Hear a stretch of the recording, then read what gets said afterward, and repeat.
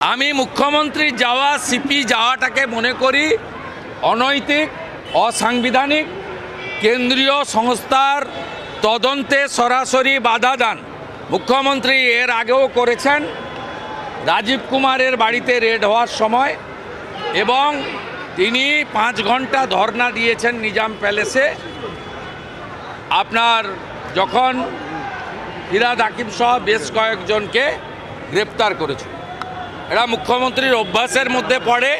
কিন্তু কেন্দ্রীয় তদন্তকারী সংস্থা তার যে সাংবিধানিক অধিকার আছে সেই অনুযায়ী যদি এই তৃতীয়বারেও এই মুখ্যমন্ত্রী এবং সিপির বিরুদ্ধে ব্যবস্থা না নেন, তাহলে কিন্তু পশ্চিমবাংলায় ভুল বার্তা যাবে। এবং ইডি নিশ্চয়ই তার ক্ষমতা বলে তাদের মুখ্যমন্ত্রীর বিরুদ্ধেও ব্যবস্থা নেওয়া উচিত বলে আমার মনে হয়েছে। সেই ব্যবস্থা তারা আইনের মধ্যে থেকে নেবেন।